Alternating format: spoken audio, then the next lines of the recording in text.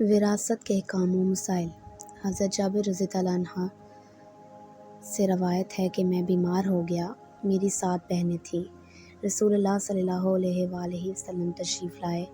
آپ صلی اللہ علیہ وآلہ وسلم نے میرے چہرے پر پھونک ماری، دم کیا تو مجھے افاقہ ہو گیا۔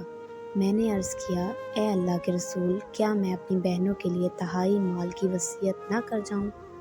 آپ صلی اللہ علیہ وآلہ وسلم نے فرمایا، احسان کر۔ میں نے کہا، آدھا مال؟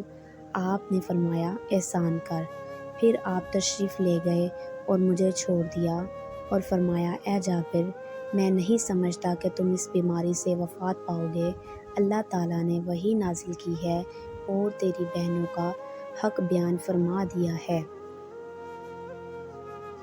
ان کے لیے 2/3 خاص کیا ہے۔ تو حضرت جابر رضی اللہ عنہ کہا کرتے تھے کہ آیت